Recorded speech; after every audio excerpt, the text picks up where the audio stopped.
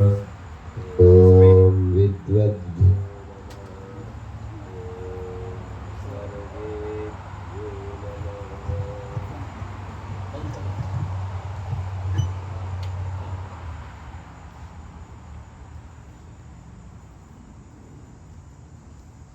आप सबको मैंने प्रणाम किया। प्रणाम वो द्वार समझता हूँ जहाँ से गुणों का प्रवेश होता है।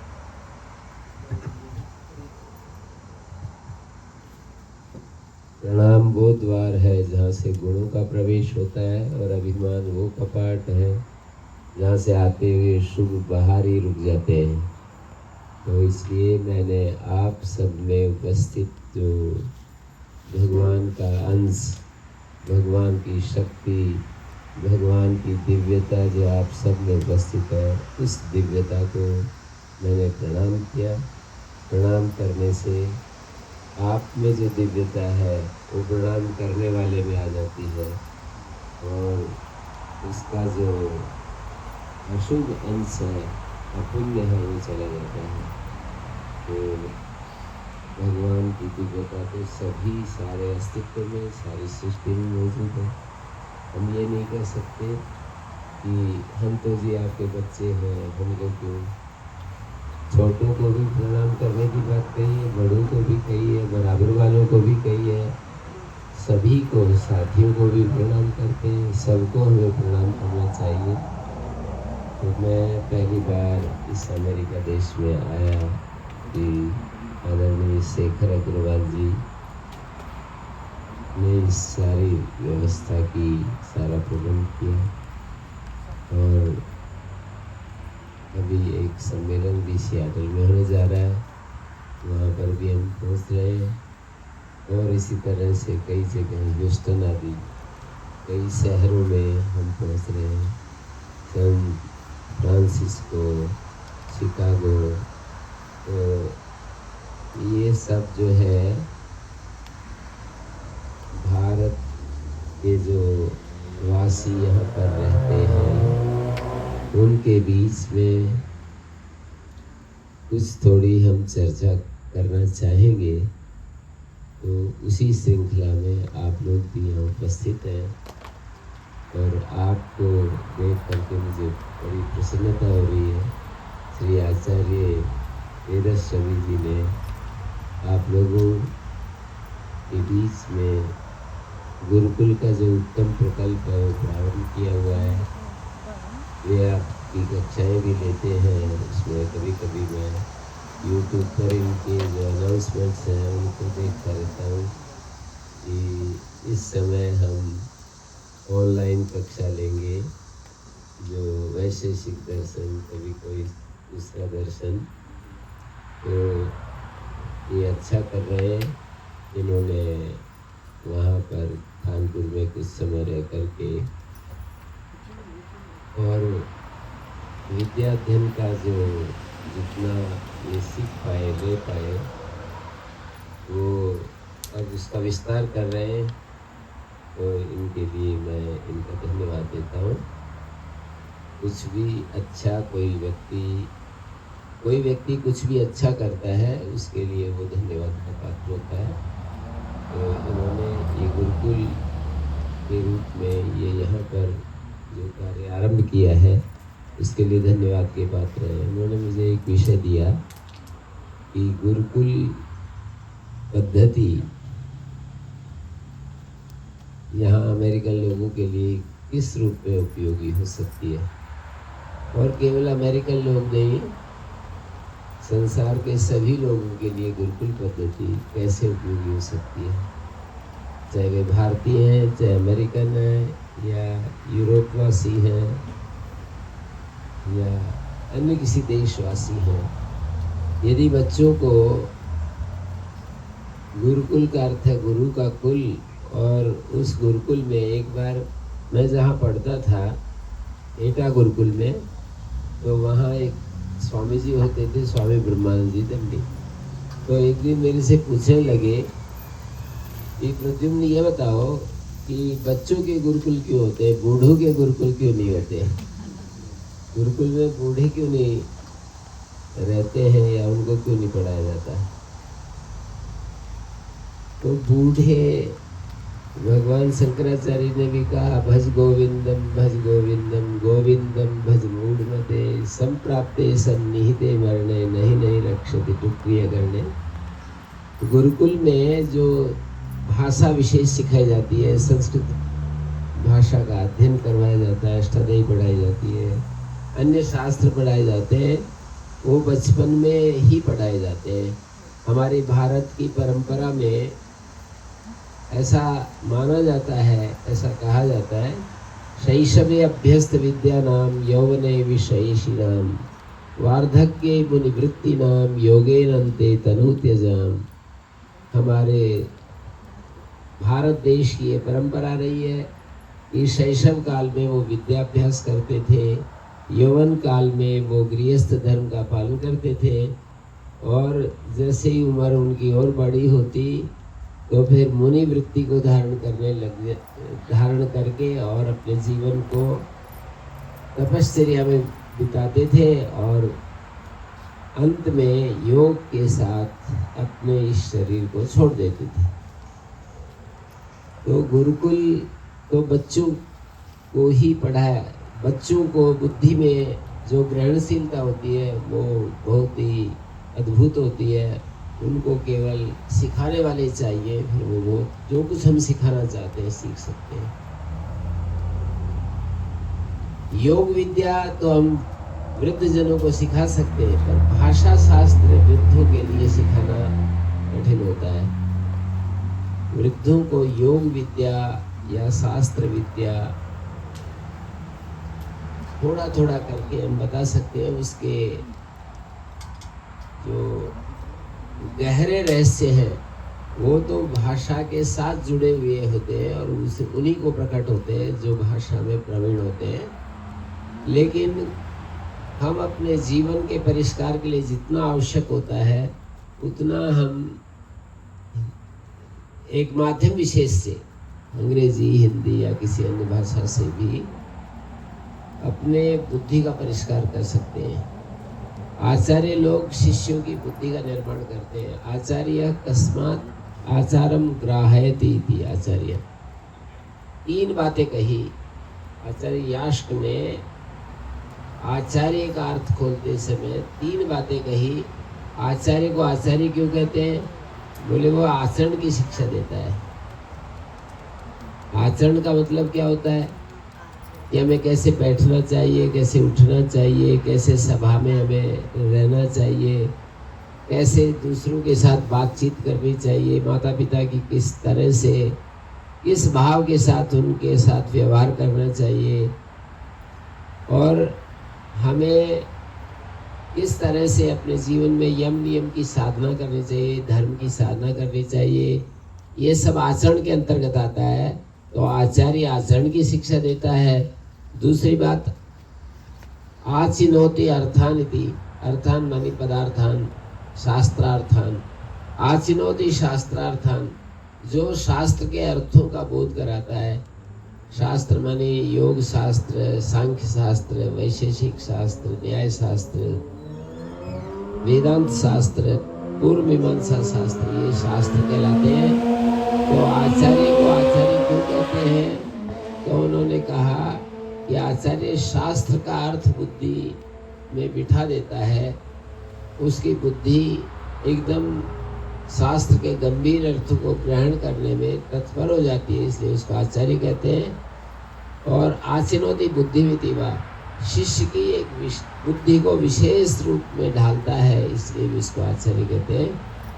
तो आचार्य 3 काम करता है, आचरण की शिक्षा देता है और शिष्य की जो बुद्धि है उसका विशेष सांचे में निर्माण करता है। जैसे कोई चीज़ बनाई जाती है और उसमें यदि वो चीज़ डाल दें तो वो उसका शेप ले लेती है। ईंट बनाते हैं या कोई आभूषण बनाते हैं, वो जिस सांचे में डाल दी जाती है उस सांचे का रूप ग्रहण कर लेते हैं। तो इस तरह से शिष्य की बुद्धि को आकार देता है, विशेष रूप में घड़ता है, इसलिए उसको आचार्य कहते हैं। शास्त्र के अर्थ को भी समझाता है, इसलिए उसको आचार्य कहते हैं। और आचरण की शिक्षा देता है, बोलना सिखाता है, सोचना सिखाता है, विचार करना सिखाता है, इसलिए उसको आचार्य कहते हैं। तो ये यहाँ पर गुरुकुल शब्द के साथ आचार्य भी जुड़ा हुआ होता है। गुरुकुल का मतलब आचार्य और शिष्य का संबंध। आचार्य अपने शिष्य को केवल वाणी से नहीं बताता चीज़ें, अपने आचरण से शिष्य के आचरण का निर्माण करता है। आचरण उस व्यवहार का, उस नियमों का नाम है जो हमारे जीवन के साथ जुड़े हुए होते हैं। तो कोई पूछे कि गुरुकुल पद्धति हमारे मानव जीवन के लिए, अमेरिकन लोगों के लिए या भारतीय लोगों के लिए और ज़्यादा इसको विस्तार से, व्यापक से देखें तो मानव जीवन के लिए कैसे उपयोगी है, तो हम ये कहते हैं कि स्कूल कॉलेजों में सीमित समय के लिए गुरुजनों का शिष्य के साथ संबंध होता है। सब्जेक्ट तो पढ़ा देते हैं वे, पर वो आचरण की शिक्षा नहीं दे सकते।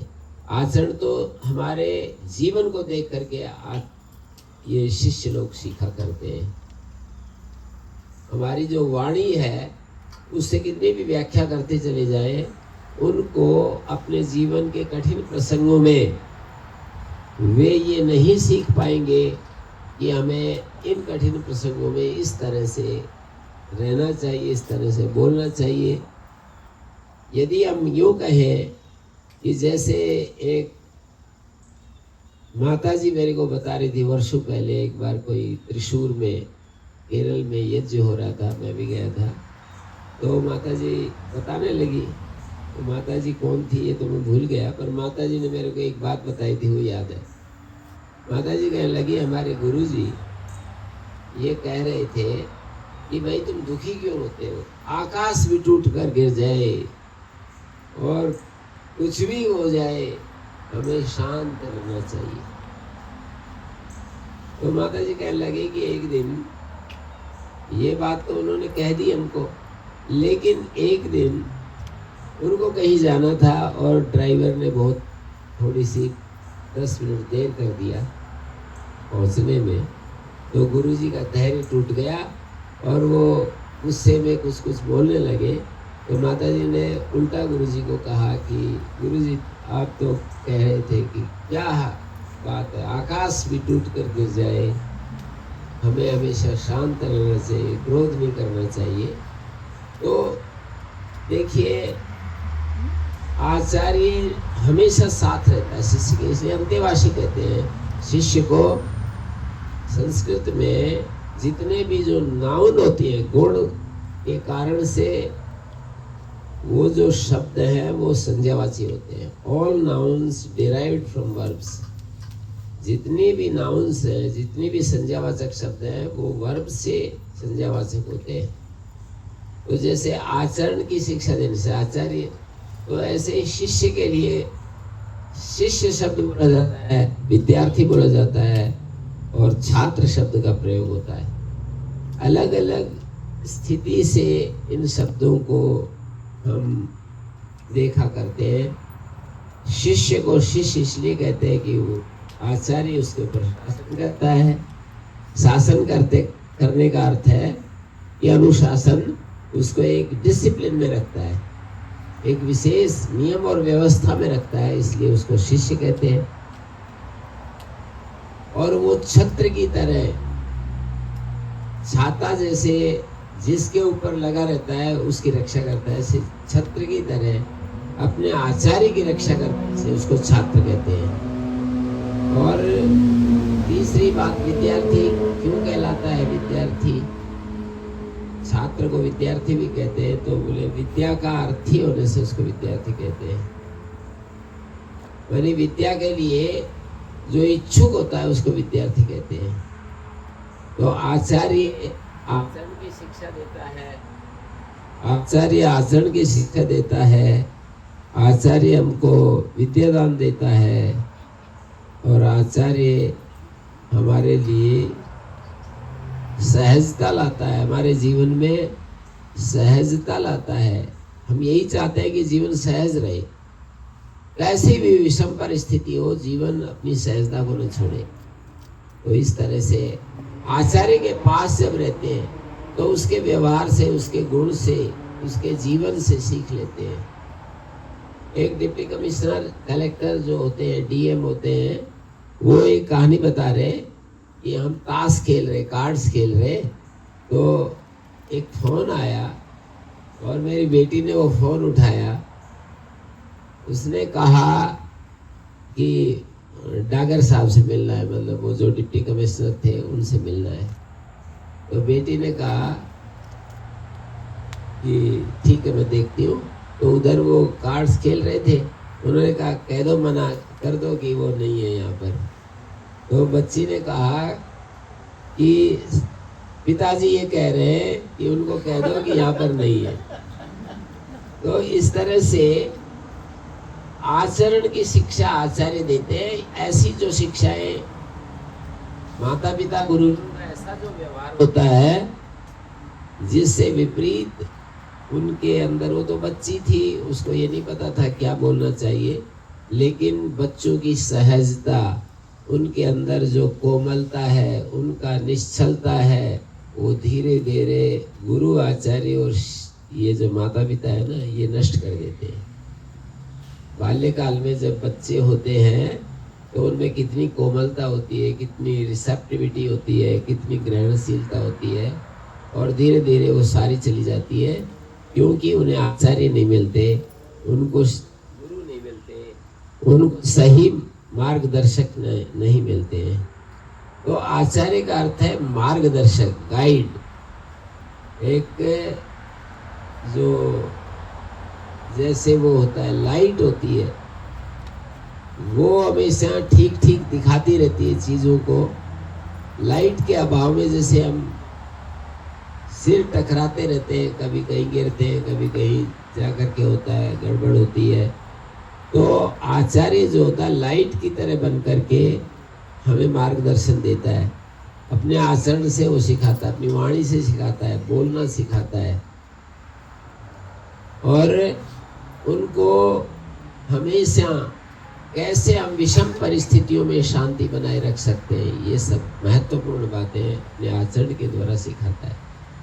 शास्त्र के अर्थ को बताता है, इसलिए कहा आचिनोति अर्थान। आचिनोति बुद्धि का भी निर्माण करता है, लेकिन अपने आचरण के द्वारा आचरण सिखाता है। दीपक से दीपक जलता है, ऐसा सुना है। तो ऐसे ही आचरण के द्वारा वो आचरण सिखाया जाता है। शब्दों से आचरण नहीं सीखते हैं। शब्द जो होते हैं उनकी पहुंच आचरण तक बड़ी मुश्किल है। आचरण तो हमारे जीवन के लिए इतनी उत्कृष्ट चीज है कि आचरण हम देख करके, हम अनुकरण के द्वारा सीखते हैं। शब्दों से भी सीखते हैं कुछ लोग, लेकिन अनुकरण से ज्यादा सीखते हैं। तो शिष्य और गुरु का जो संबंध है वो गुरुकुल परंपरा में बोला जाता है। तैत्तरीय उपनिषद में शिक्षावल्ली में ये प्रश्न किया, 5 पंचक के बारे में कुछ बताइए। तो उन्होंने कहा विद्या पूर्व रूप, आचार्य पूर्व रूपम, अंतेवासी उत्तर रूपम, विद्या संधि, प्रवचनम संधानम। 4 चीजों के वो चतुष्क, कई सारे चतुष्क प्रस्तुत किए उस उपनिषद में। तो वहां ये कहा कि आचार्य पूर्व रूप होता है, जैसे माँ बाप के लिए भी माता पूर्व रूपम, पिता उत्तर रूपम, और जो पुत्र है वो उनको जोड़ने वाला कनेक्शन है, और वो जो फिर उसके लिए प्रजन की जो क्रिया होती है, वो प्रजन की क्रिया जो है वो उस पुत्र को जोड़ने वाली कड़ी होती है। तो इसी तरह से प्रवचन संधान होता है, और विद्या उस प्रवचन का फल होती है। आचार्य पूर्व रूपम, अंत्यवासी उत्तर रूपम। आचार्य के पास जो होता है Please recharge. आचार्य के पास जो होता है वो शिष्य के पास पहुंच जाता है। तो आचार्य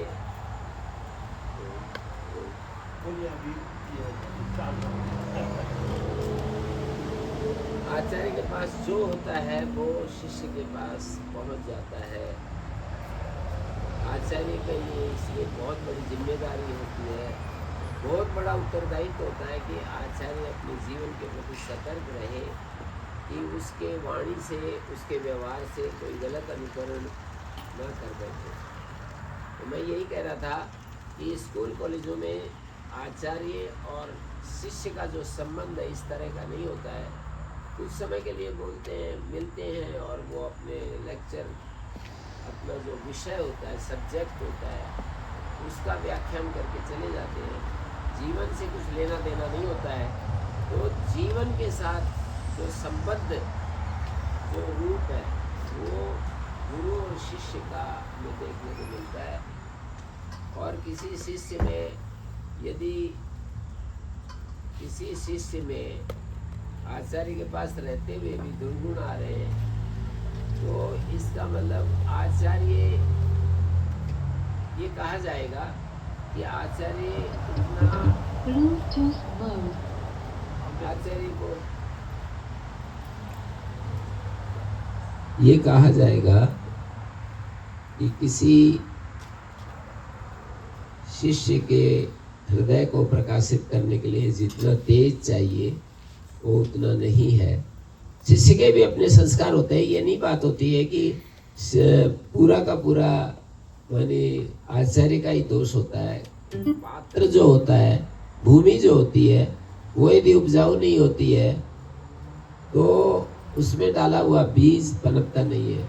तो भूमि को जोतने के लिए माता पिता, समाज, सोसाइटी, आज के परिवेश में बहुत ज़्यादा इनका भी रोल होता है। भूमि यदि बंजर हो गई तो उसमें कितना भी बीज डालते रहे कोई लाभ नहीं होता है। तो आचार्य हमारे लिए एक ऐसा एक वो प्रकाश स्तंभ होता है। समुद्र में जैसे राह भटकते हुए जहाज़ों को प्रकाश स्तंभ रास्ता दिखाता रहता है, उसी तरह से आचार्य हमेशा अपने वाणी से, अपने आचरण से, अपने व्यवहार से सबको बांटता रहता है, जीवन को बांटता रहता है। एक तो विद्या का बांटना होता है, सब्जेक्ट पढ़ाना होता है। तो मैं बार बार ये कहना चाह रहा हूँ कि जो जीवन है वो सब्जेक्ट से एक अलग चीज़ है।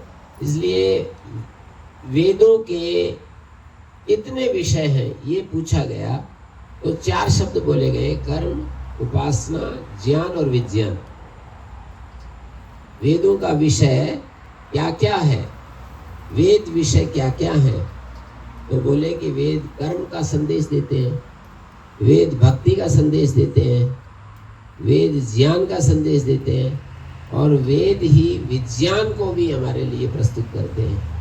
कर्म का अर्थ ये होता है, कर्म के 2 रूप होते हैं, एक सकाम कर्म होते हैं, एक निष्काम कर्म होते हैं। किसी कामना को लेकर के जो कर्म किए जाते हैं उनको सकाम कहते हैं। जैसे कि कोई व्यक्ति खेती करना चाहता है तो उसकी कामना होती है कि मैं अन्न पैदा करूं। कोई गृहस्थ में जाना चाहता है जवान उम्र में तो उसका उद्देश्य होता है कि मैं पुत्र प्राप्ति करूं। कोई व्यक्ति बिजनेस करना चाहता है तो उसका उद्देश्य होता है कि मेरे पास धन का आगम हो, धनवान बनूं। कोई पॉलिटिकल फील्ड में जाना चाहता है तो उसका अर्थ होता है कि मैं राजनीति के क्षेत्र में आगे बढ़ूं। कोई इसी तरह से अलग अलग एक क्षेत्र चुनता है और उसमें जो आगे बढ़ना चाहता है उसको उस दिशा में वो लक्ष्य सामने रहता है, इसके लिए वो कर्म करता है। तो हमारे को विद्या के इस लक्ष्य में हम क्या सीखना चाहते हैं तो कहेंगे कर्म का स्वरूप जानना चाहते हैं, कर्म की विधि जानना चाहते हैं, किन कर्मों को हमें करना चाहिए, किन को नहीं करना चाहिए, ये सीखना चाहते हैं। कुछ कर्म करने के होते हैं, कुछ नहीं करने के होते हैं। कामनाएं भी हम शास्त्र विरुद्ध कर्मों से भी अपनी कामनाएं पूरा कर सकते हैं, पर वैसा करने से हमारा पतन होता जाता है, आध्यात्मिक रूप से हम गिरते जाते हैं और हमारे जीवन में वो जो आंतरिक प्रकाश है वो प्रकट नहीं हो सकता। तो इसलिए यदि हम अपने जीवन में अंतः प्रकाश को बाहर लाना चाहते हैं, अंतः प्रकाश, अंतस चेतना को हम प्रकट करना चाहते हैं, सबके सामने उसको लाना चाहते हैं, तो हम क्या करें? शास्त्र मर्यादित व्यवस्था के अनुसार, शास्त्र के द्वारा जो मर्यादा दी गई है उसके अनुसार हम अपने जीवन को चलाएं। शास्त्र जैसे जैसे हमें बताता है वैसे अपने जीवन को शास्त्र विरुद्ध जाकर के अपनी इच्छाओं की पूर्ति ना करें, अपनी कामनाओं की पूर्ति ना करें। कामनाओं को लेकर के तो हम कर्म करते हैं, कामनाओं की पूर्ति के लिए कर्म करते हैं। वो पूर्ति शास्त्र के अनुसार भी हो सकती है और स्वतंत्रता से भी हो सकती है, स्वेच्छाचारी बन करके भी हो सकती है। तो शास्त्र हमको ये कहता है कि तुम स्वेच्छाचारी होकर अपनी कामनाओं की पूर्ति मत करो, शास्त्र मर्यादा के अनुकूल अपनी कामनाओं की पूर्ति करो। तो ये कर्म का संदेश शास्त्र में देता है और अंततः हमें सकामता से निष्काम कर्म की भी बात शास्त्र ही समझाता है। कर्मणि अकर्म या पश्येत कर्मणि च कर्मयास। ऐसा जो व्यक्ति है कि जो कर्म के भीतर भी अकर्म को देख सके और अकर्म के भीतर भी कर्म को देख सके, स बुद्धिमान मनुष्येषु स कृष्ण कर्म कृत नरः। मनुष्यों में वो बुद्धिमान होता है जो इस तत्व को समझ लेता है, कर्म के तत्व को। कर्म कर रहे हैं और भीतर अकर्म घटित हो रहा है, कर्म होते जा रहे हैं पर भीतर अकर्म घटित हो रहा है, कर्म का कोई संस्कार नहीं बन रहा है। और दूसरी तरफ अकर्मणि च कर्मया, बाह्य रूप से किसी ने प्रतिज्ञा कर ली कि मैं बोलूंगा नहीं, मैं कुछ काम नहीं करूंगा, पर किसी कर्म का निषेध करना या करना दोनों ही कर्ता के अधीन होते हैं। तो दिखने वाली चीजों से अलग है। जैसे ये मकान है ना, ये छल है और हम बैठे हैं तो हम देख रहे हैं ना इसको, तो हम देखने वाले अलग है और ये मकान अलग है। ये शरीर और एक चेतना, तो शरीर अलग है, चेतना अलग है। और जानते हैं, जानने वाला और जे पदार्थ अलग होते हैं। तो आत्मज्ञान जिसको होता है उसको समझना, उसको जानना, माने दृष्टा को समझना, दृष्टा में स्थित होना, दृश्य से अपने आप को अलग करना। जो भी मैं अनुभव कर रहा हूँ, माने सीयर और सीन के भेद को जानना। Seer can not be the seen and seen can not be the seer. तो इस दृश्य विवेक को समझना, इससे आत्मज्ञान में साधन होगा। दृश्य विवेक, विचार, श्रवण मनन निधिध्यासन, शास्त्रों को सुनना और निष्काम सेवा, ये भी मैंने तो पूरा बताया ना इतनी देर तक। निष्काम सेवा से हमारा चित्त शुद्धि होगी, उससे भी आत्मज्ञान में सहयोग मिलेगा। जी श्री कृष्ण मुरलीधारी है, नहीं तो चक्रधारी है। मुरलीधारी भी है, चक्रधारी भी है, दोनों में क्या दिक्कत है?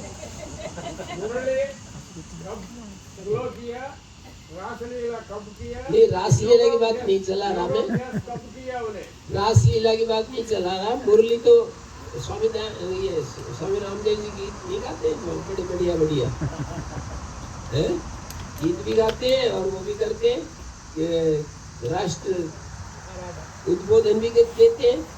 तो ये विरोधी नहीं है ना, मुरली और चक्र विरोधी नहीं है।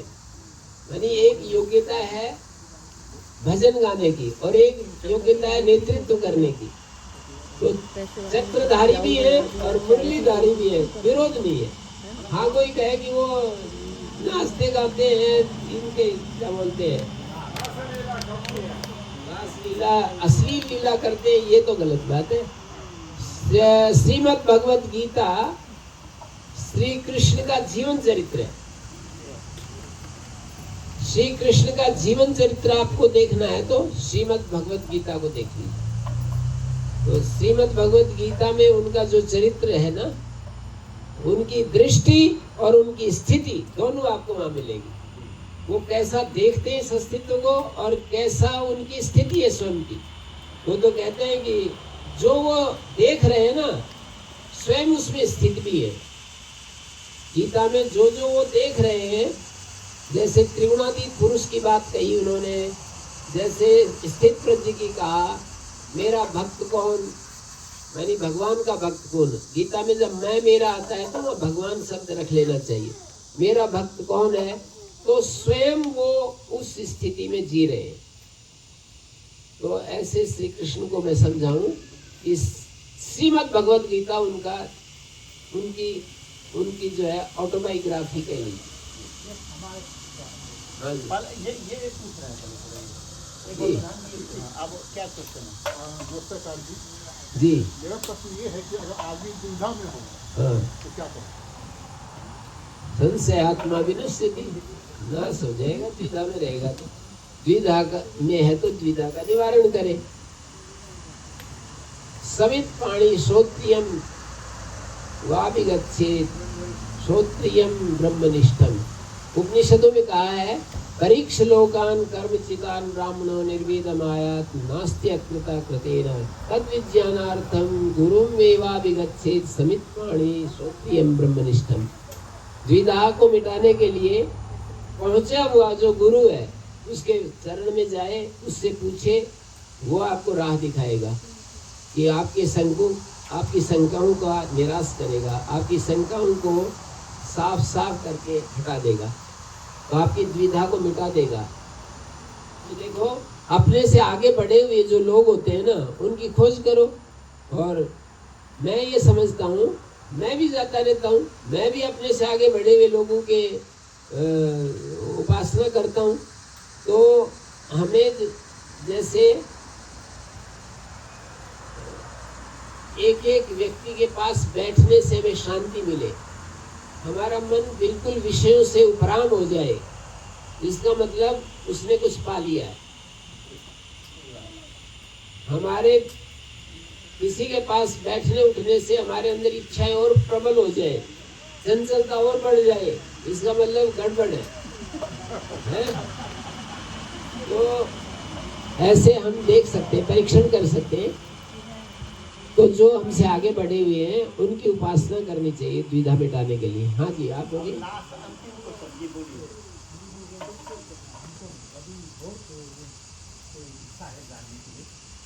बार बार वो आते हैं जो गीता तो महाभारत के एक चैप्टर होता है, वो महाभारत ये व्यास ने लिखा है। फिर ये व्यास ने और श्री कृष्ण को जगत गुरु बनाने के लिए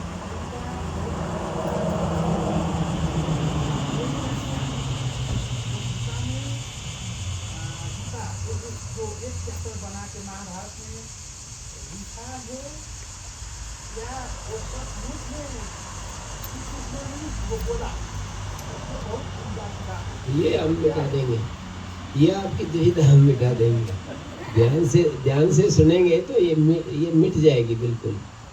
ये इन्होंने अच्छा प्रश्न किया कि श्री कृष्ण ने वो बोला है या महाभारत में वेद व्यास जी ने एक शिक्षा देने के लिए वैसा एक संवाद प्रस्तुत कर दिया कृष्ण अर्जुन का।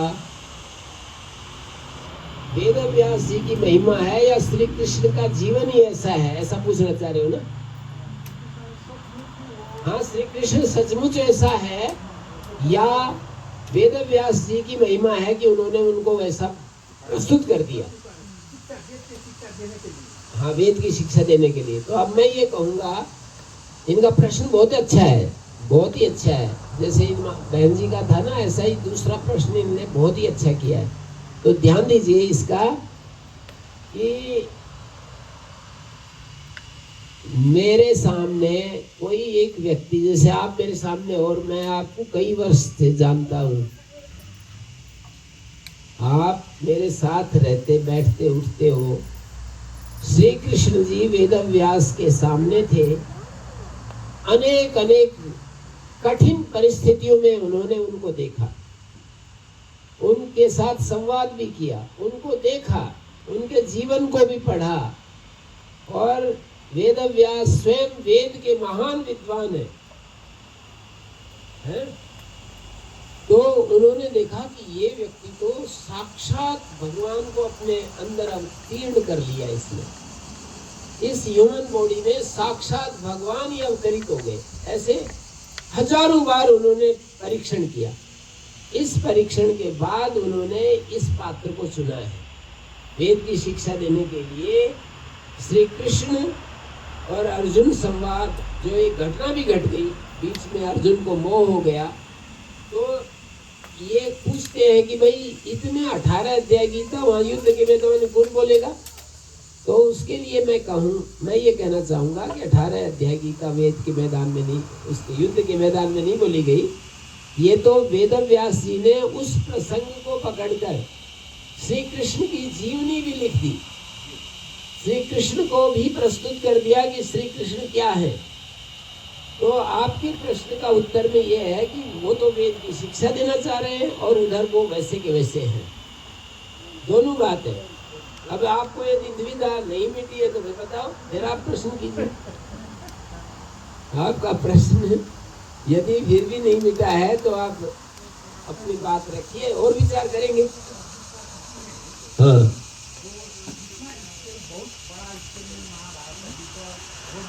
जी, हाँ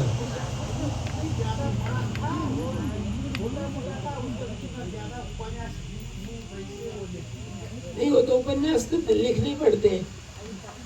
उपन्यास तो किसी बात को समझाने के लिए देना ही पड़ता है, तो उसमें क्या बाधा आएगी कुछ में, और वो संपूर्ण कर्म का कर्ता माना जाता है।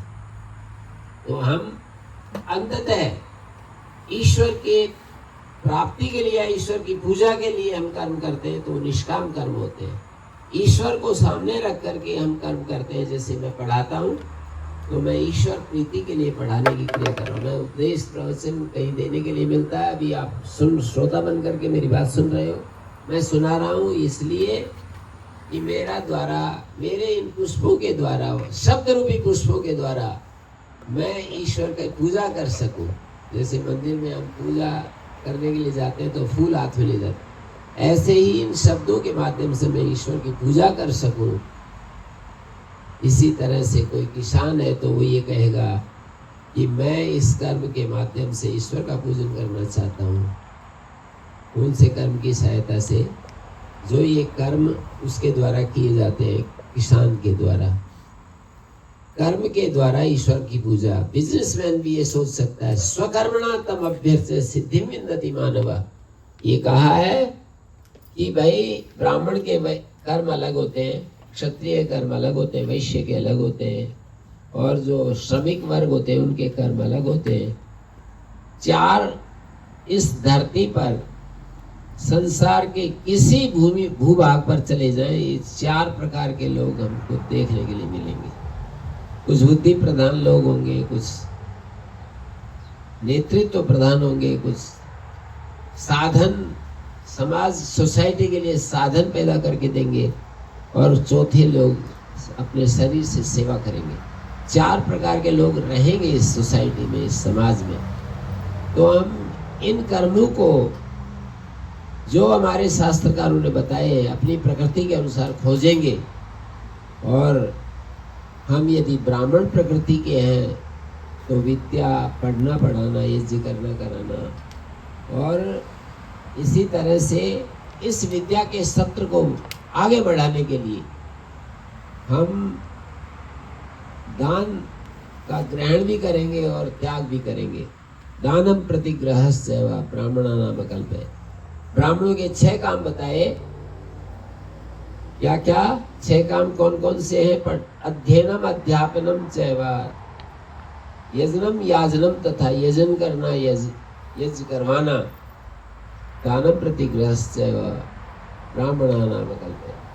दान और प्रतिग्रह यानी देना और लेना, हम कभी लेने की।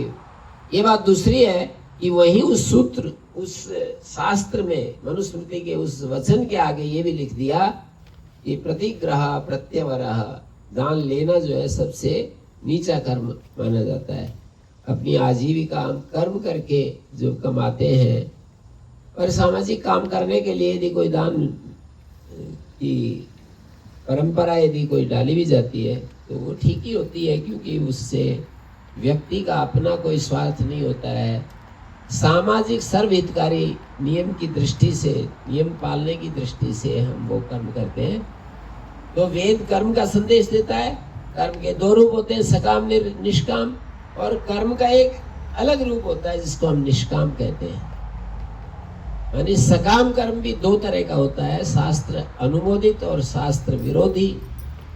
शास्त्र विरोधी कर्म से नरक मिलता है, शास्त्र अनुकूल कर्म से हमें स्वर्ग मिलता है, और निष्काम कर्म से हमें भगवान मिलता है। निष्काम का मतलब होता है कि हम कर्म करें और उसके साथ जुड़ा हुआ अहंकार, मैं इस काम को कर रहा हूँ, अपने मान बढ़ाई को दूर रखें, और उसके कर्म के साथ जो फल की इच्छा जुड़ जाती है उससे अपने आप को बचा कर रखें।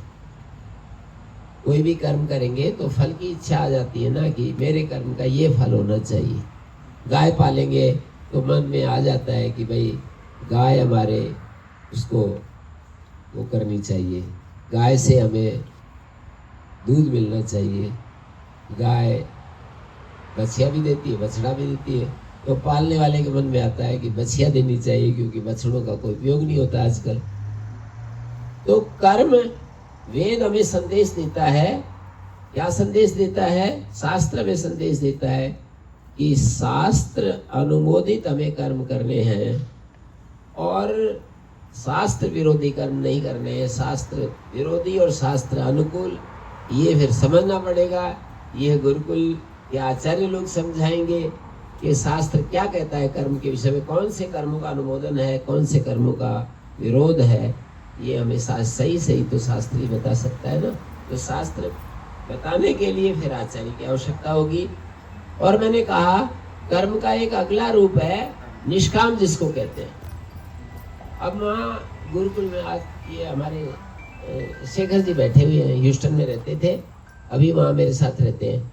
तो हमने गाय रखी हुई थी, तो ये एक दिन मेरे से कहने लगे ये इतना दूध और ये सब, ये तो हमारा कुछ लक्ष्य पूर्ति इससे कुछ हो नहीं रहा। ये इतना जो दूध इनका मिलता है हम कितना सखाएंगे। तो इतनी सारी गायें यहाँ पर आपने छोड़ दी हैं, बहुत सारी गायें मतलब इकट्ठी कर रखी है वहाँ पर आश्रम में। तो ये कहने लगे कि इतनी गायों से हमें क्या, फिर इतनी गायों का क्या प्रयोजन है, हमें जितना दूध चाहिए, एक गाय दो गाय बहुत है, वो तो पर्याप्त है, एक गाय ही बहुत है हमारे लिए, 2-3 आदमी तो हम रहते हैं। तो फिर मेरे मन में एक बात आई, मैंने कहा कि बांटने लग जाओ। तो इन्होंने कहा कि अच्छा बांटने लग जाते हैं, फिर ठीक है। तो गांव के जो ये सुबह से शाम तक उनकी देख रेख तो करनी पड़ेगी। जब गाय पालेंगे तो उनको चारा चराना, उनके लिए फिर व्यवस्था करना, उनको ये करना वो करना, बहुत सारे काम हो जाते हैं। तो इन्होंने मेरे सुझाव को कहा कि बांटने लग जाओ। तो गांव के जो असहाय लोग, जिनको दूध नहीं मिलता, शुद्ध दूध गाय का निकलवा करके और उस कुछ दूध को बांट देते हैं, कुछ की लस्सी बना लेते हैं, उसका घी निकलता है उसका हवन कर देते हैं। और जो लस्सी होती है, इतना मतलब जो असहाय लोग हैं उनको इतनी अच्छी लस्सी, दही जैसी लस्सी मिल जाती है। तो ये होता है निष्काम कर्म। इनको पता भी नहीं कि कौन ले रहा है, कौन आ रहा है दूध लेने के लिए, कोई नाम गाम भी नहीं है, कुछ इसका मतलब नहीं है, कोई अपेक्षा नहीं है। और वो जो इनके पास वस्तु है वो अच्छी से अच्छी वस्तु दूसरे तक पहुंच जाती है।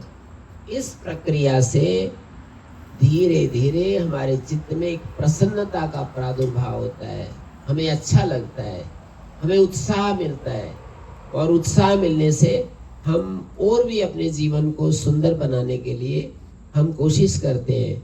हमारे जीवन में विकारों का शमन होता है, जो लोभ लालच है, ईर्ष्या द्वेष है। जब हमारा चित्त शुद्ध होता जाता है तो ये जो विकार है वो शांत होते चले जाते हैं। विकार क्या होते हैं? कभी मन में गुस्सा आ जाता है, अभी जो बोल रहे थे ये वेद मंत्र बोल रहे थे, हाँ, तो मैं ये कह रहा था, कभी गुस्सा आ जाता है, कभी दूसरों को देख करके लोभ लालच आ जाता है, कभी किसी को देखकर ईर्ष्या आ जाती है, किसी के सुख को देखकर ईर्ष्या आ जाती है। इन सबको विकार कहते हैं। चित्त में परिस्थिति के अनुसार जो परिवर्तन घटित होता है उसका नाम विकार है। तो जब हम सेवा करते हैं, निष्काम कर्म करते हैं, तो हमारे विकार शांत होते जाते हैं, हमारा चित्त निर्मल होता जाता है, राग द्वेष मिटते जाते हैं। हमारे चित्त में दो प्रधान दोष होते हैं, कुछ अच्छा लगता है, कुछ किन्हीं का व्यवहार हमारे को अच्छा लगता है, किन्हीं का बुरा लगता है। राग और द्वेष, अटैचमेंट और अवर्जन, ये दोनों जो हमारे चित्त में फंसे रहते हैं वो शांत होने लगते हैं। तो इस तरह से मैं ये कहना चाह रहा था कि वेद का संदेश है कर्म, और कर्म की व्याख्या यदि करेंगे तो शास्त्र से अनुमोदित कर्म, शास्त्र विरोधी कर्मों का त्याग। पहला स्टेप तो सकाम कर्मों का होगा, वो भी होगा शास्त्र के द्वारा समर्थित, और दूसरा अगला जो स्टेप होगा वो निष्कामता का होगा कि हमें अपने कर्मों को जितना अधिक से अधिक, यदि हमारी प्यास, हमारी अभीप्सा भगवान को पाने की है, स्वाधीनता प्राप्त करने की है, स्वराट बनने की है, मोक्ष प्राप्त करने की है, जीवन में परम शांति को प्राप्त करना चाहते हैं, निर्भयता को प्राप्त करना चाहते हैं, निर्भयता को, हमारे जीवन में उस परम शांति को अपनाने के लिए हम फिर अपने चित्त को शुद्ध करेंगे। चित्त को शुद्ध करने की जो पहला स्टेप है वो है निष्कामता के लिए निष्काम सेवा।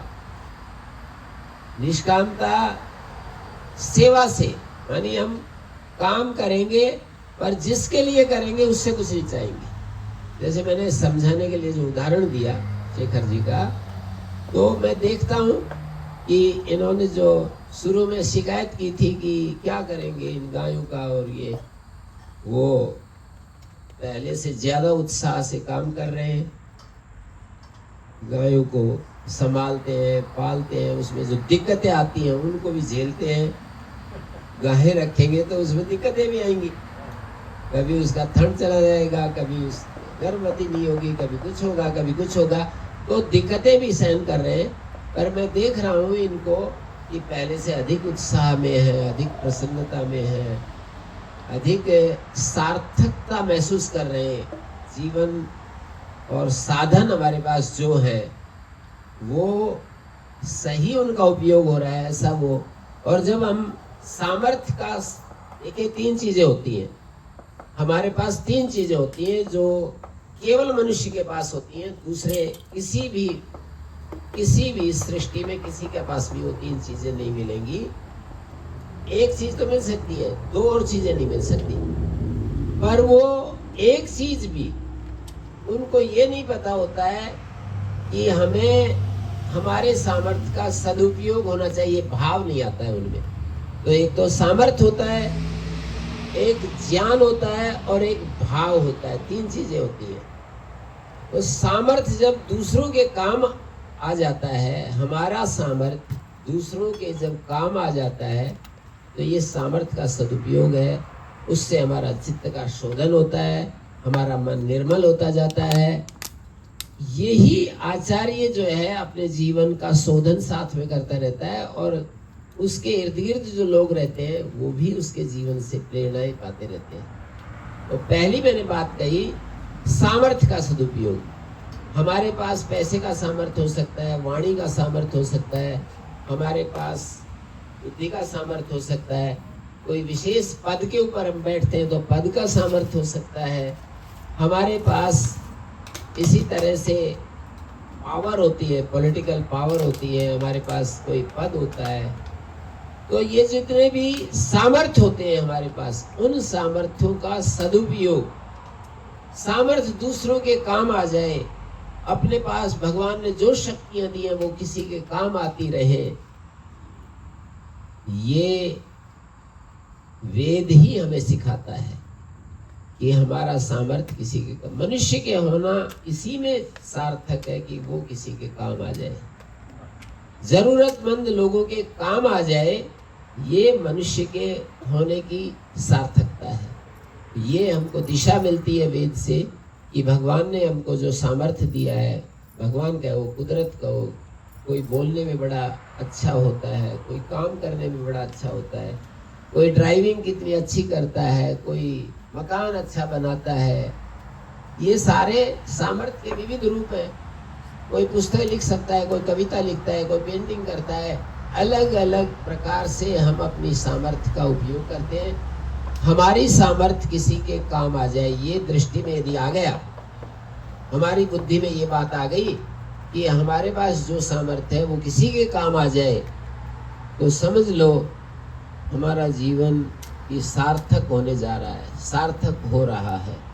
हमारे जीवन की सार्थकता और सफलता, सफल हो रहा है जीवन, सार्थक हो रहा है, ये बात हमें पकड़ लेनी चाहिए।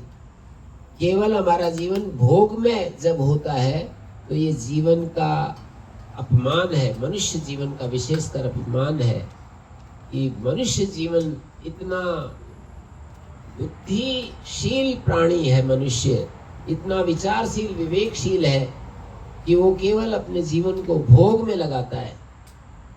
तो सामर्थ्य जो है बहुत ही, हमारी मीता माता जी बैठी हुई हैं, तो बहुत पिछले कई दिनों से हमारे साथ जुड़ी हुई हैं। कई बार मेरे को शेखर जी ने बतलाया कि मीता माता जी ने गुरुकुल के लिए, गायों के लिए ये सहयोग दिया है। यानी ये समझती है कि जो हम कमाते हैं कुछ हिस्सा तो सामर्थ्य, जिसको हम ठीक समझते हैं, अपनी आंखों से हमने देखा, परीक्षण किया और जिसको हमने ठीक समझा, उचित समझा, उसका सदुपयोग होना चाहिए।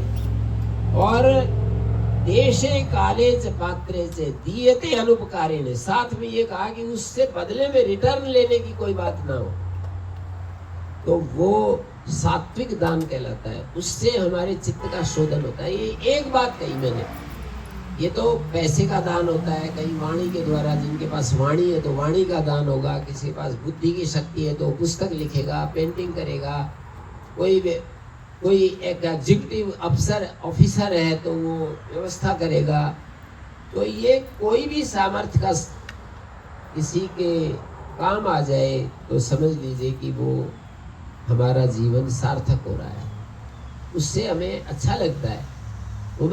हमें उसको देखेंगे तो गुड फीलिंग्स आएंगी, उसको अच्छा महसूस होगा हमारे को, और अच्छा महसूस होगा तो मन में गौरव आएगा, गौरव आएगा तो हम और ज़्यादा हम अपने जीवन को ज्ञान के प्रकाश में, क्योंकि जैसे ही सामर्थ्य का सदुपयोग होने लगता है वैसे ही दिक्कत ये होती है कि अहंकार भी बढ़ने लगता है कि मैंने ये किया, मैंने वो किया, ये सारी बातें भी आने लगती हैं। तो उस समय हमारे को ध्यान रखना पड़ता है कि ज्ञान के प्रकाश में मेरा जीवन निरहंकार रहे, मेरा जीवन दूसरों की अपेक्षाओं से रहित रहे, निरपेक्ष रहे, निर्वैर रहे, निर्भय रहे, निर्द्वंद हो जाए। मानी जब दो द्वंद्वों में झूलते रहते हैं, कभी सुख कभी दुख, कभी लाभ कभी हानि, कभी सफलता कभी विफलता, तो हम द्वंद्वों के बीच में द्वंद्वों से परे हो जाए। जो कुछ भी मेरे पास मिला है वो किसी दाता ने दिया है, लेकिन दाता ने इतनी कुशलता से दे दी वो चीजें कि लेने वाले को भी ये नहीं पता कि किसी ने तेरे को दी है। वो ऐसा समझता है कि मेरी ही है ये। देने वाले ने इतनी कुशलता से चुपके से दे दी। पिता भी अपने पुत्रों को देता है तो उसके ऊपर एक प्रेशर होता है। वो कहता है कि मैं स्वयं कमा करके अपने जीवन को चलाना चाहता हूँ, पिता की दी हुई चीजों से मैं अपने जीवन को नहीं, सारी जिंदगी में ऐसे नहीं करूँगा। ठीक है, मैं बाल्यकाल में पढ़ रहा था, मेरे माता पिता ने मेरा रक्षण पालन पोषण किया, वो समय अलग था। अब मैं बड़ा हो गया, अब पिता के सहारे मैं जीना नहीं चाहता हूँ। मैं अपने काम करूँगा और उससे मैं अपने जीवन में पैसे कमाऊँगा। और उसको ये नहीं पता कि पिता की संपत्ति तेरी संपत्ति है, ऐसा फीलिंग्स आने लगती है। लेकिन दाता, जो परम दाता है, वो ऐसे चुपके से हमें दे देता है, ऐसी बुद्धि दे देता है, ऐसी सामर्थ्य दे देता है, ऐसी वाणी की शक्ति दे देता है कि एक एक के पास कितनी अपार शक्ति है, समझ ले रहे हैं ना। एक एक व्यक्ति के पास कितनी अपार शक्ति सामर्थ्य होता है। तो मैं ये कहना चाह रहा हूं कि वो इतनी जो अपार सामर्थ्य है उसको व्यक्ति अपना ना समझे, किसी दाता की देन समझता रहे, ये बात बहुत मुश्किल होती है। अपने स्वरूप का खोज होता रहे, अपने आप को खोजता रहे, अपने को निर्दोष बनाता रहे, ज्ञान के प्रकाश में अपने आप को निर्दोष बनाता रहे। ये बहुत जरूरी काम है, जो आदमी को सामर्थ्य के उपयोग करने के बाद जो दिक्कत उत्पन्न होती है उसको न्यूट्रलाइज करने के लिए ये दूसरा काम करना होता है। जैसे ही हम सामर्थ्य का उपयोग करेंगे, लोग कोई बड़ाई करेगा, कोई कहेगा ये तो बड़ा महान है, ये तो ये है वो है। जैसे आचार्य वेद स्वामी जी मेरे बारे में कह रहे हैं कि ये तो इतने विद्यार्थियों का निर्माण कर दिया, स्वामी रामदेव जी जैसे लोग भी इनके पास पढ़े हैं। वो कई लोग मेरे को कहते हैं कि स्वामी रामदेव जी आपके शिष्य हैं। लोग ऐसा कहते हैं, वो भी कहते हैं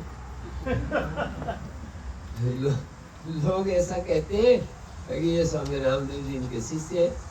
और वो भी पुस्तकों में भी लिख रखा है, उन्होंने तो एविडेंस उन्होंने कर ही रखा है।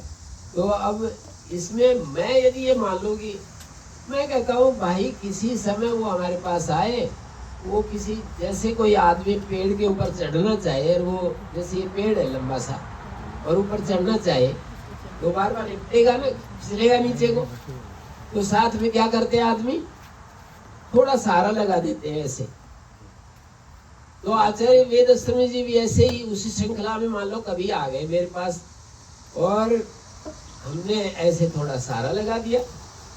तो इसमें क्या प्रलय आ गई, सभी लोग तो कर रहे हैं अपने अपने सामर्थ्य के अनुसार। मैं अपने आप को ऐसा मानने लगूं कि मैं 30 मार खाऊं, मैंने ये कर दिया वो कर दिया, तो ये मेरा दोष है। ये सुनिए, मेरा दोष कहा जाएगा ये कि सामर्थ्य का सदुपयोग करके और मैं अपने आप को गौरवान्वित, मतलब लोगों के बीच में ऐसे, ये सामर्थ्य तो कॉम्प्लीमेंट्री होता है, ना कि अपने अहम को बढ़ाने के लिए होता है। मेरे को कुछ चीज आती है, दूसरे को कोई चीज आती है, कॉम्प्लीमेंट्री है। मेरे पास धन नहीं है, दूसरे धन के द्वारा सहयोग कर रहे हैं। मेरे पास विद्या है, मैं विद्या के द्वारा, कॉम्प्लीमेंट्री है सारी चीजें। तो सामर्थ्य हमेशा एक दूसरे के पूरकता में होता है। सामर्थ्य एक दूसरे का सहयोग करने के लिए होता है, ना कि अपने अहम को बढ़ाने के लिए होता है। ये बात ज्ञान के द्वारा हमारे को हम न्यूट्रल हो सकते हैं।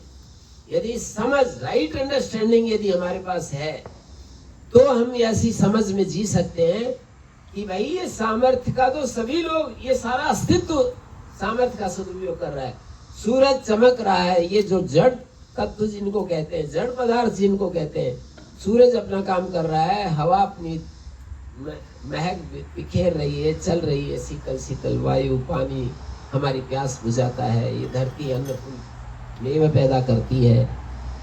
और ये जितना भी अस्तित्व है, कोई शरीर से काम कर रहा है, कोई साधन उत्पन्न करके हमें दे रहा है, कोई नेतृत्व कर रहा है, राजा लोग नेतृत्व का काम कर रहे हैं, कोई सब लोग अपना अपना जो उसके पास है वो अंश दान कर रहे हैं। सृष्टि यज्ञ को पूरा करने के लिए सृष्टि को एक यज्ञ का रूप दिया है। इस यज्ञ को पूरा करने के लिए सब अपना अपना आहुति डाल रहे हैं।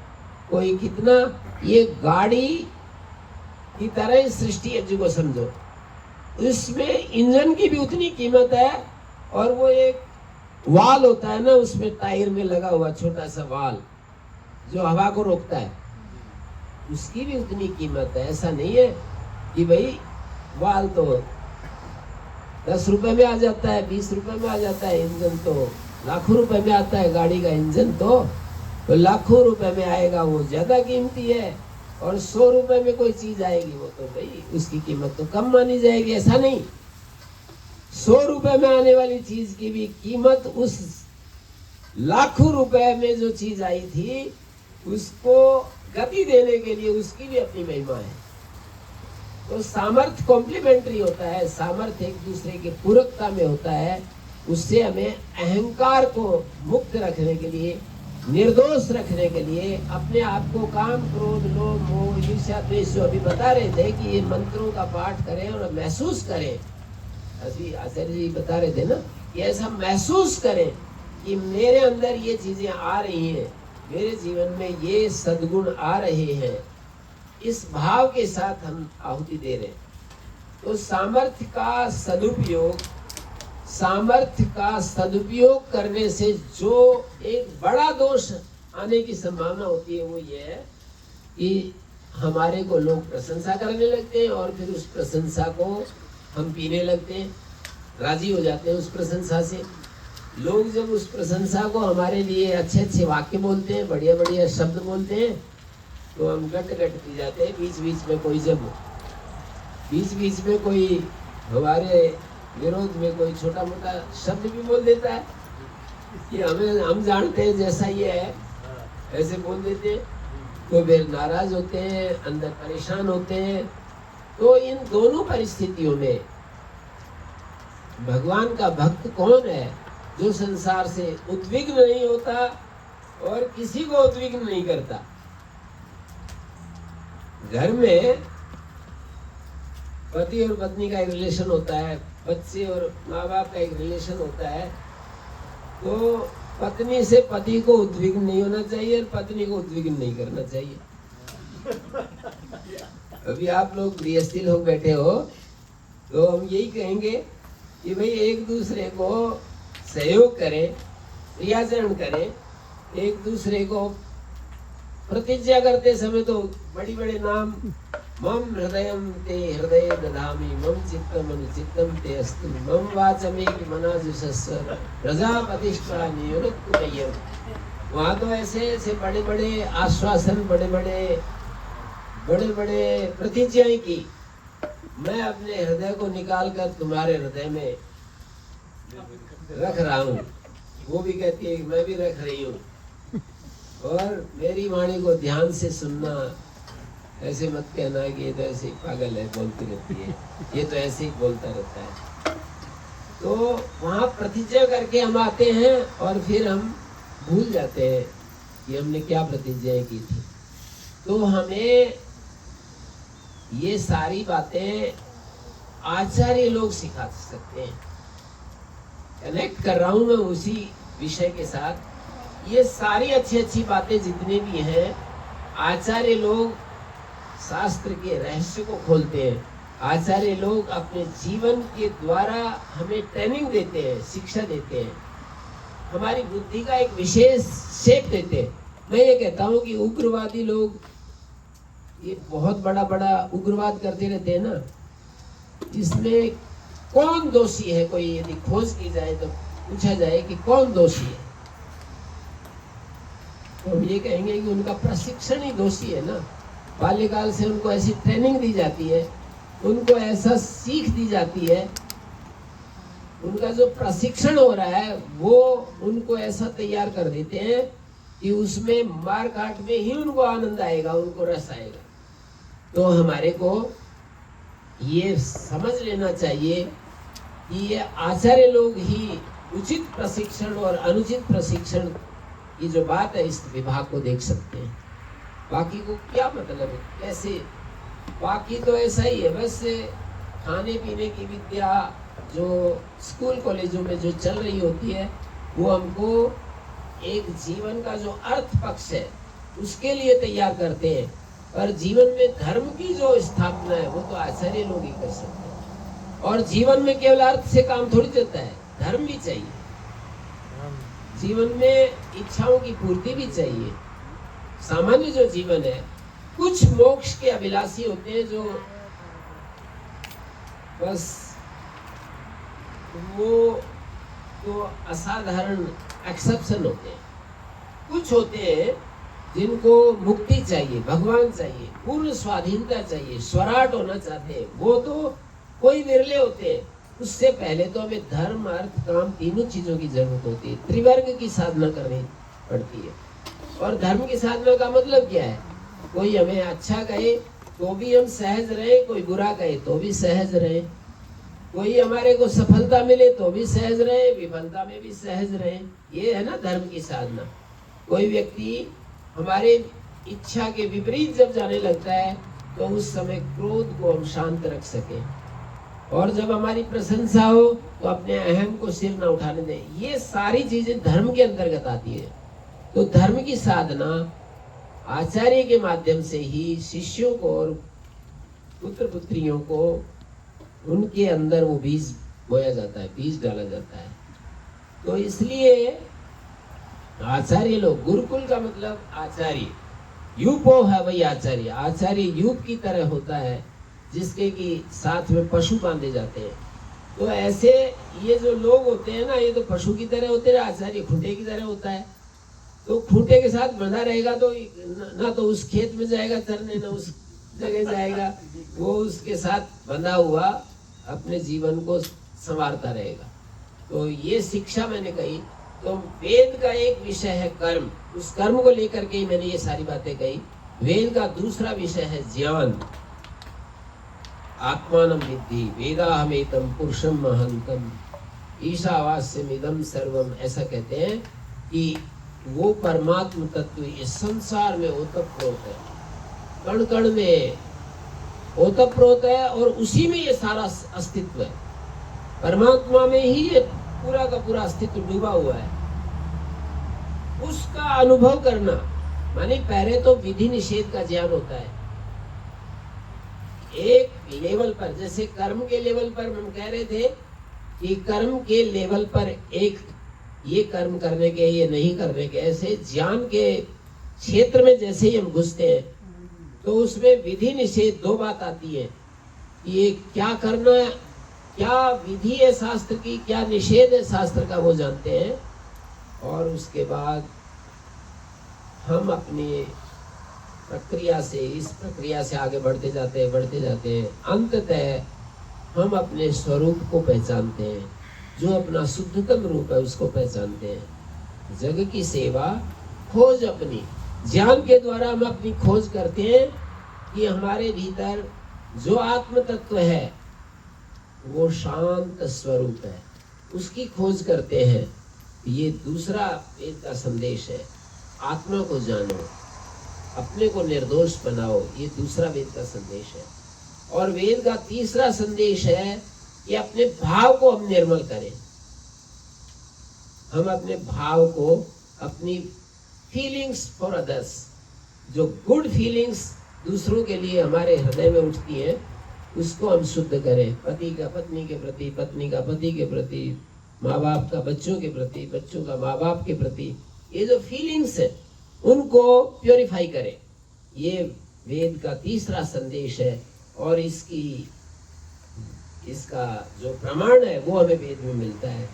मित्रस्य चक्षुषा सर्वाणि भूतानि समीक्षन्ता, मित्रस्याहं चक्षुषा सर्वाणि भूतानि समीक्षे, मित्रस्य चक्षुषा सर्वाणि भूतानि समीक्षामि, सहृदयं सामनस्यं अविद्वेषं कृणोमि वा, अन्योन्यम अभिहर्यत वत्सं जातमिवाग्ना।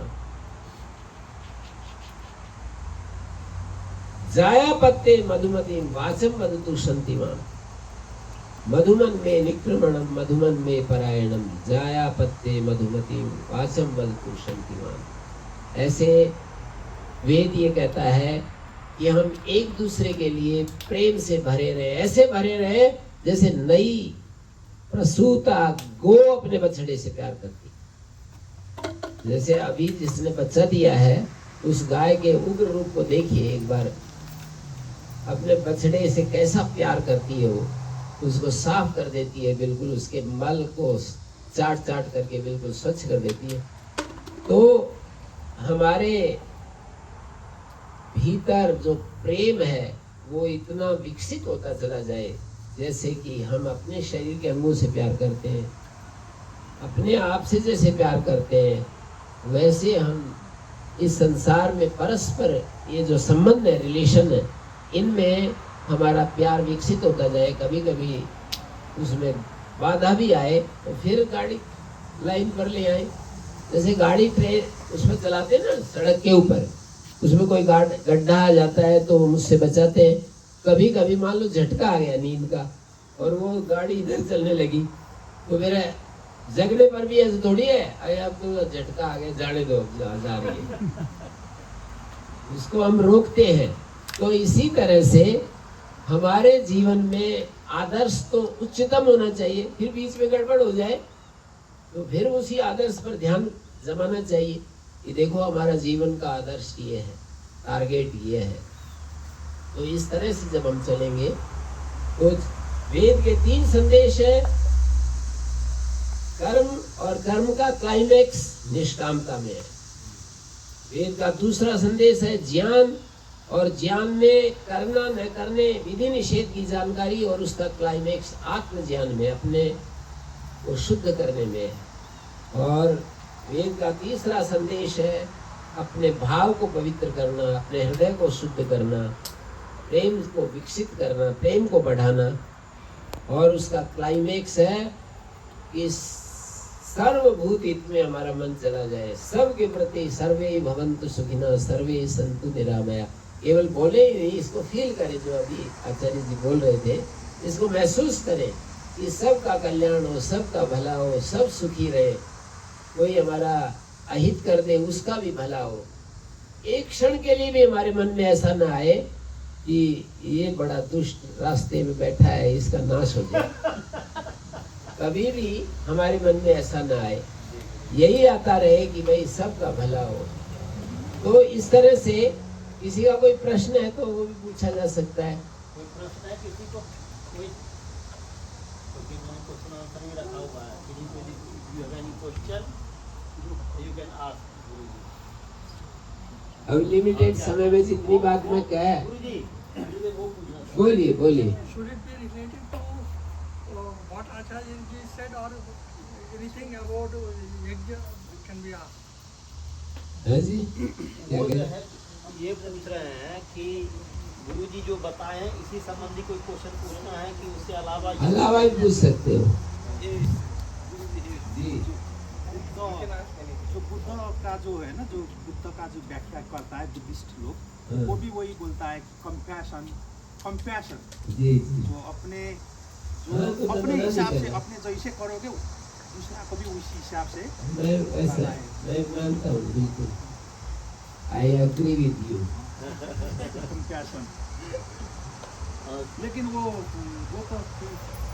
तो बोलते हैं, लेकिन वो जो कौन कौन में जो तत्व है, ब्रह्म तत्व, उसका बात नहीं करते। कोई बात नहीं, कोई बात नहीं, कंपैशन की तो बात करते हैं ना। हम ये कहते हैं कि वो इतना ही तो फर्क है कि हम कहते हैं कि वो कंपैशन का स्रोत वही है जो कण कण में समाया हुआ है, जिसमें सब कुछ है, उसी से कंपैशन, लव, प्योर लव, और हमारी ऊर्जा, सामर्थ्य सारी वहीं से प्रवाहित होती है। वही सारी ऊर्जा का स्रोत है, वही प्रेम का स्रोत है, वही ज्ञान का स्रोत है। हम इतना ही तो कहते हैं। कोई बात नहीं, उसकी वो डिबेट में नहीं जाते। तो उनका एक मिशन है कि भले बने, उनका मिशन है कि लोग भले बने और निर्दोष बने, और उसके लिए वो जो संदेश दिया है वो ठीक है, अच्छा है, वो शास्त्र विरुद्ध नहीं है। शील समाधि प्रज्ञा, जीवन शील से भरा हुआ होना चाहिए। और समाधि युक्त होना चाहिए और प्रज्ञावान होना चाहिए। शील, समाधि, प्रज्ञा। इनका उपदेश है सर जी। हाँ। शास्त्री जी आपको कुछ प्रश्न है? हाँ, जी जी बोलिए। मेरा मेरा प्रश्न 2 भाग में है। पहला भाग पूछ रहा हूँ। जी अभी यज्ञ हम लोग अभी सामान्य जन जो हैं उनको हम कैसे बताएं कि यज्ञ सबके लिए अच्छा है, क्योंकि वो लोग बताते हैं कि तुम जो उसमें घी डालते हो ये पूरा तुम उसमें डालने के बजाय खाने में क्यों नहीं लगाते? खाने में क्यों नहीं लगाते, या जो भूखे हैं उनको क्यों नहीं दे? हाँ, उनको भी देना चाहिए और ये भी करना चाहिए, दोनों काम करने चाहिए, ऐसे बताना चाहिए। और ये जो है ना, ऐसे विज्ञान भी ये बताता है, मैं तो इतना विज्ञान नहीं पढ़ा, वो कहते हैं कि नष्ट नहीं होती चीजें। ये जो मैटर और एनर्जी, मैटर का सूक्ष्म रूप एनर्जी है और एनर्जी का जो स्थूल रूप है वो मैटर है। जो घी मैटर के रूप में हमें दिखाई देता है ना, अग्नि के संपर्क से वो एनर्जी में बदल जाता है, तो नष्ट थोड़ी हो गया, वो तो है इस अस्तित्व में, सब जगह है। तो ऐसा उनको समझाया जा सकता है। यज्ञात भवति पर्जन्य, यज्ञ कर्म समुद्भव। तो बहुत ही अच्छा संदेश वहां पर हमें मिलता है गीता में ना, 3 अध्याय में, यज्ञात भवति पर्जन्य, यज्ञ से बादल बनते हैं। पर्जन्यात् भवति पर्जन्यात् अन्न संभवा, अन्नात् भवन्ति भूतानि। कर्म समुद्भव। हाँ जी, तो वो जो संदेश है उसको हम परस्परता में ले सकते हैं कि यज्ञ तो जो है वो इस अस्तित्व का प्राण है। मानिए हम ये जो मंत्र बोलते हैं, इन मंत्रों में बड़े बड़े दिव्य संदेश हैं, जैसे अभी बता रहे थे आचार्य जी। उसके अलावा जो यज्ञ का स्थूल रूप है वो भौतिक रूप में इस अस्तित्व को प्योरीफाई करने के लिए बहुत ही कारगर है। उसको ऐसा हम पहले अपने को समझे, फिर दूसरे को समझाने के लिए तो सुविधा हो जाती है। हमें संशय नहीं रहना चाहिए।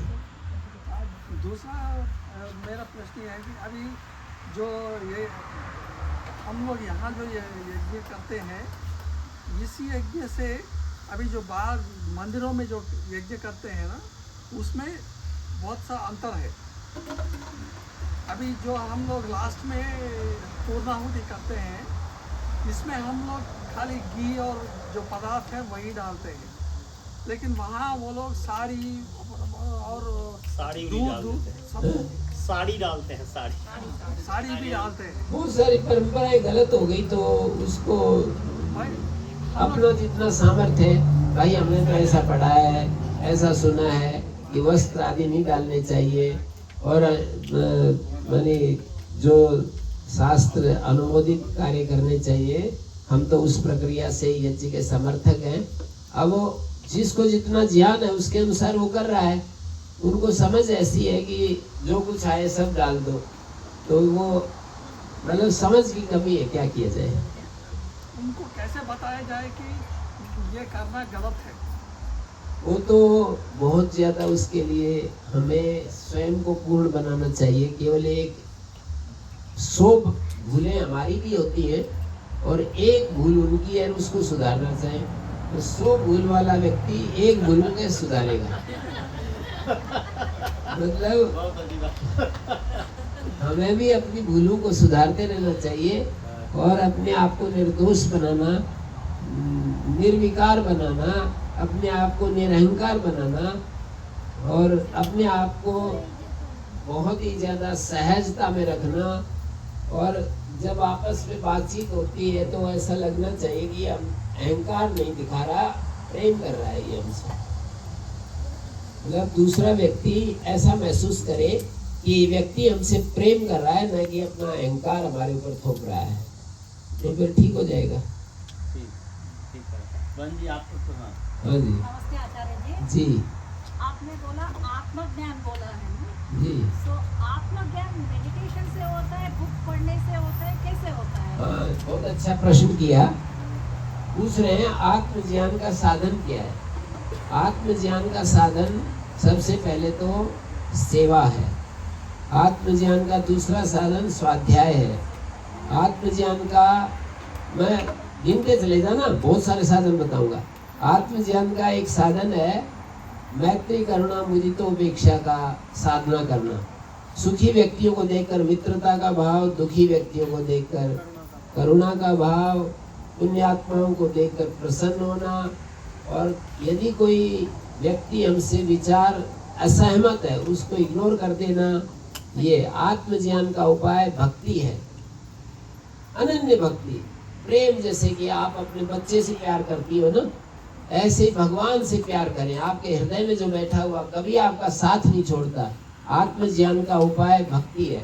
आत्मज्ञान का उपाय वृत्ति निरोध, अभ्यास वैराग्य अभ्याम तन निरोधा। अभ्यास और वैराग्य के द्वारा उसका निरोध होता है। आत्मज्ञान का उपाय धर्म की साधना है। आत्मज्ञान का उपाय यम नियमों का अभ्यास